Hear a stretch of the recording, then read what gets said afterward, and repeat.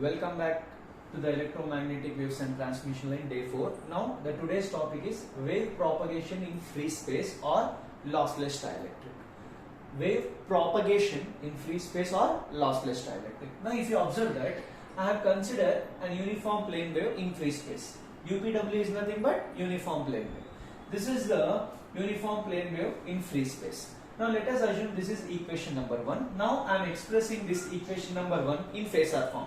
Phasor form, we know that dou square by dou t square can be written as j square omega square. J square is nothing but minus 1. Therefore dou square by dou t square is equal to minus omega square. Therefore in the place of dou square by dou t square I have used minus omega square. Is it clear? Now if you observe that, we know that electric field intensity can be written as Ex along x direction plus Ey along y direction plus Ez along z direction. Similarly, del square is nothing but dou square by dou x square plus dou square by dou y square plus dou square by dou z square. Now assume that our uniform plane wave is traveling in x direction. We know that when a uniform plane wave is traveling in x direction, then the field component along the direction of propagation is 0. Then similarly, the variation in the other coordinates should also be equals to 0. That means dou by dou y, similarly dou square by dou y is equals to 0, dou by dou z and dou square by dou z is equal to 0. Now let us substitute this in equation number 2. Then it becomes del square can be written as dou square by dou x square plus dou square by dou y square plus dou square by dou z square. But these two are equals to 0. Then what is the remaining term? Dou square by dou x square. Then electric field intensity can be written as this value. Since Ex is 0, therefore we are having only these two components, Ey along y direction plus Ez along z direction, which is equal to minus omega square mu naught epsilon naught.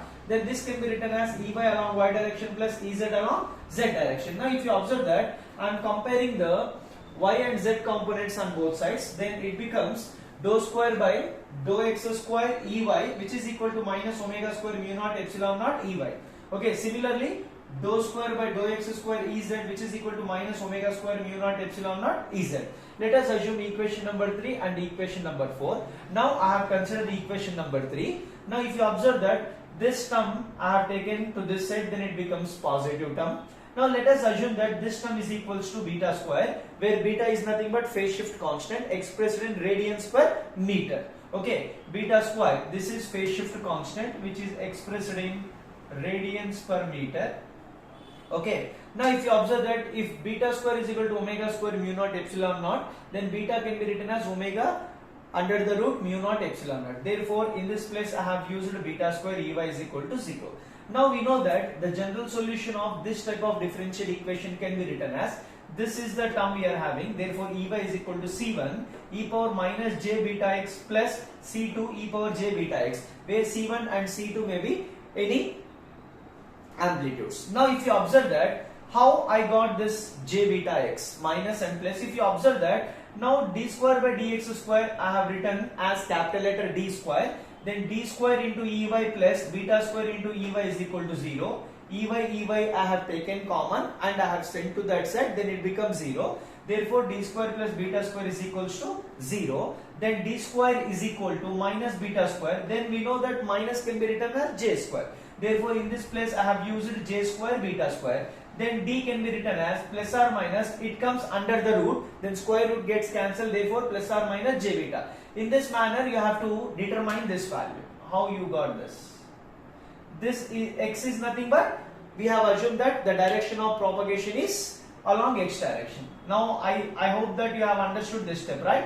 Therefore C1 e power minus j beta x plus C2 e power j beta x. Is it clear? Now for sinusoidal time variations, for sinusoidal time varying fields, we have to determine real part of this value times e power j omega t. Now this value I have written C1 e power minus j beta x plus C2 e power j beta x, then times e power j omega t. Simply I have multiplied this value inside this bracket. Now if you observe that C1 e power minus j beta x times e power j omega t plus C2 e power j beta x times e power j omega t.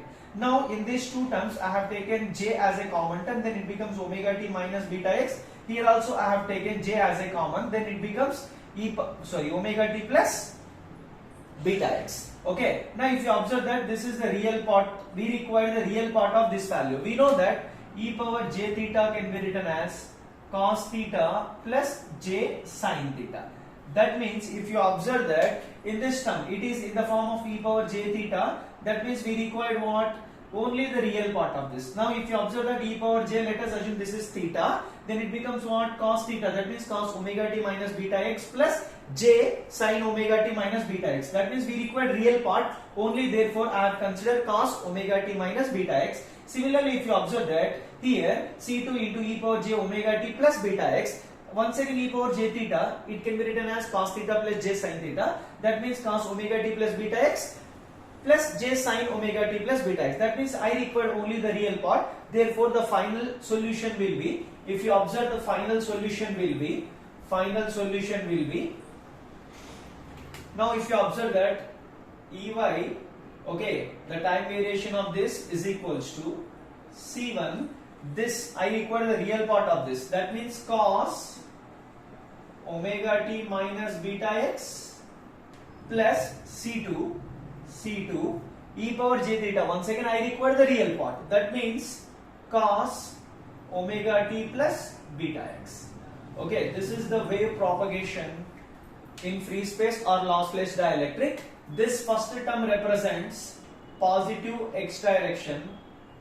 That means that the wave is traveling along the positive x direction. This represents the wave is traveling along negative x direction. That means it is the incident wave, it is the reflected wave. Is it clear? This is the topic of wave propagation in free space or lossless dielectric. In the next video, we will see the wave propagation in good conductors. Okay, thank you very much. Okay, have a nice day.